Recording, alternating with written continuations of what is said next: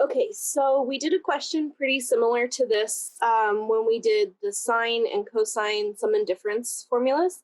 Um, it's pretty much the exact same idea. It's just got tangent this time around. It might take a little more simplifying than the last one did. I want to point out we have two angles here. We have alpha terminating in quadrant 2, and we have beta terminating in quadrant 1. So we're going to use each of their information. As you do this, remember you should draw a picture that mostly represents their location. So for example, alpha should be in quadrant 2.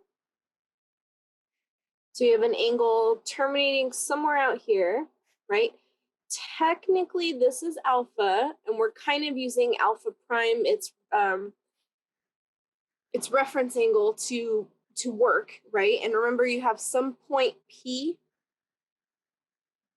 and you drop a vertical line. We can call this P1 since there will be two graphs, right? If sine is 4/5, that means it's y for, draw better for than that. That means it's y over r. So x, we don't know at the moment. Y is 4, r is 5, but we can solve for x, right? And I want to point out in advance that because of where this is located, x is back here, that means it's going to be a negative number. So it's negative something. So we can use the formula. R is the square root of x squared plus y squared. I'm going to treat it as r squared is x squared plus y squared, essentially the Pythagorean theorem, essentially the distance formula, all kind of connected. R we know, so that's 5 squared equal to x squared plus 4 squared. So 25 is x squared plus 16. When we subtract that 16, we get 9 is equal to x squared, which tells us x is equal to 3. But again, remember, because of the quadrant where we're located, because of just the x value to get to this ordered pair, right, it has to be a negative 3. So x is negative 3, and p is negative 3, 4. Okay, we're going to do the same thing, but we're going to do this in quadrant 1 now for beta, right? Some point P, like this, that's a right angle. This is beta now. Beta, sine of beta, again, you have y over r. I'm wanting to put a y there. Y over r. And x we have to solve for again. So I'm going to use the same formula, r squared, x squared plus y squared. That's 2 squared, x squared plus 1 squared.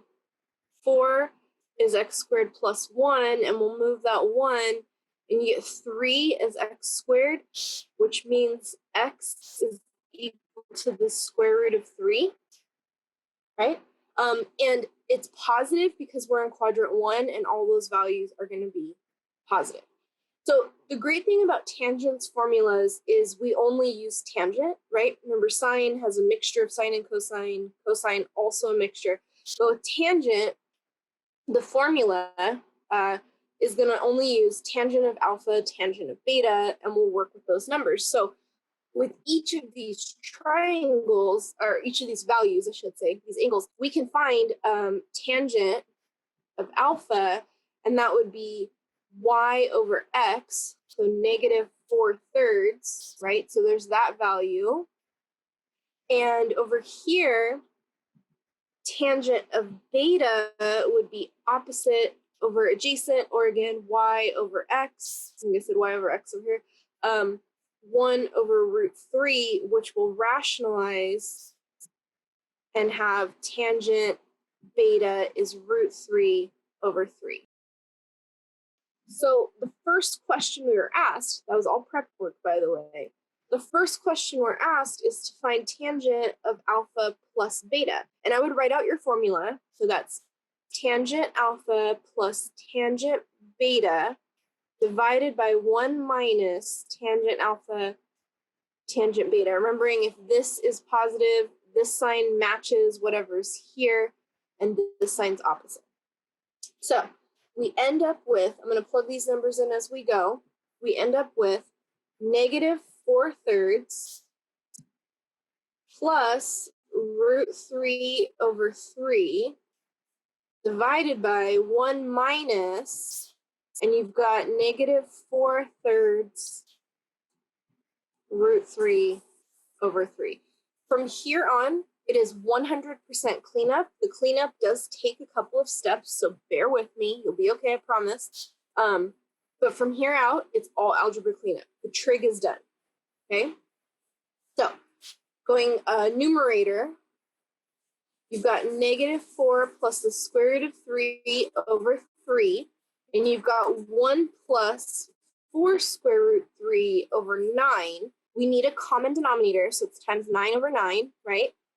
And we end up with negative 4 plus the square root of 3 over 3 divided by 9 plus 4 square root of 3 over 9. Okay. Lots of algebra here. So I'm going to carry this over.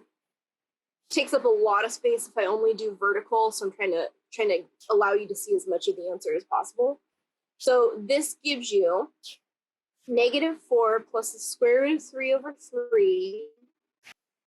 We're left with 3 times this, so this is negative 12 plus 3 root 3 over 9 plus 4 root 3. Okay, we cannot simplify this, but we do need to rationalize it. And yes, you do have to rationalize. You multiply by the conjugate, that's 9 minus 4 root 3. Okay, and that gives you, you pretty much just have to FOIL the numerator. So I see negative 108 plus 48 root 3. I'm just doing first outside, inside, last.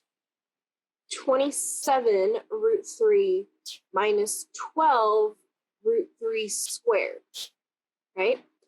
Over, and if you remember, this is the difference of squares in the denominator, so it's 9 squared minus 4 root 3 squared. So this gives us equal negative 108.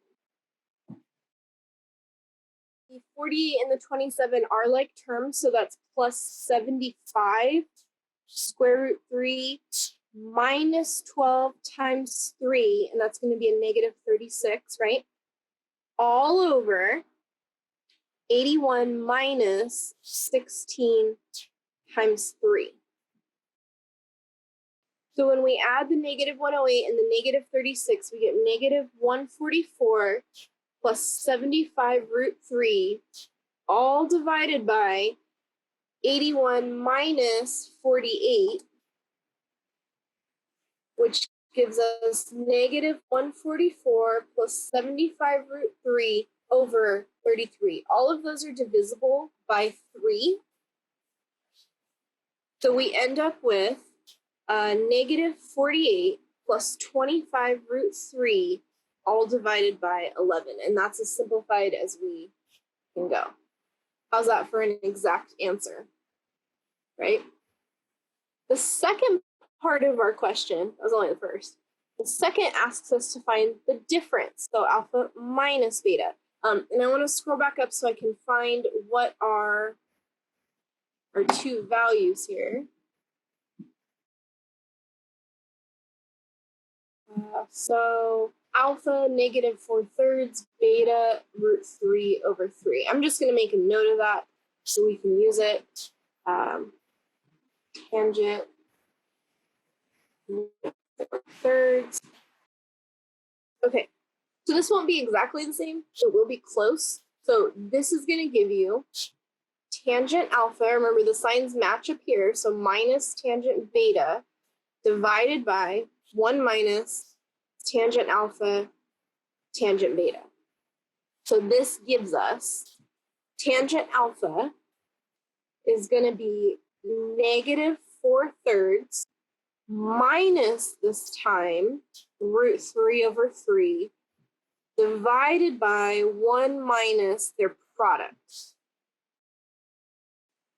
and it's always minus whatever they originally were, okay? So this is negative 4 minus root 3 over 3, all divided by 1 plus 4 root 3 over 9. And we need to, again, common denominator. So this is going to give us negative 4 minus root 3 over 3 divided by 9 plus 4 root 3 over 9, which we write as negative 4 minus root 3 over 3 times that reciprocal. So 9 plus 4 root 3. Okay, just like the last time we do cancel, remember to multiply this 3 over. So you've got negative 12 minus 3 root 3 over 9 plus 4 root 3. And we're going to multiply that again. We need to rationalize. So times the conjugate, minus 4 root 3, 9 minus 4 root 3. Okay? Still with me? Hope so. So this becomes, you've got negative 108 plus 48 square root 3 minus 27 square root 3 plus 12 root 3 squared, all divided by 9 squared minus 4 root 3 quantity squared. So you've got a negative 108. This becomes plus 21 root 3 plus, this is just 12 times 3, right? Which is 36. All divided by 81 minus 16 times 3, which is 48. I think we saw that in the last question too. So you get negative 108 plus 36, that's negative 72, plus 21 root 3, divided by 81 minus 48, which is 33. This is all still divisible by 3. Again, I don't normally write horizontally like this too much, but I want to make sure you can see as much of it as possible. If we divide everyone by 3, you get negative 24 plus 7 root 3 over 11. Again, that radical we cannot mess with. We have to just leave it. And this is the difference of two angles with tangent. Takes a minute, but the trig, again, stopped almost immediately, right? We almost did the trig right away and then we were done with it. The rest of this was cleanup, was algebra, a lot dealing with radicals and multiplication and rationalizing and things like that. So, okay, I will catch you in the next one.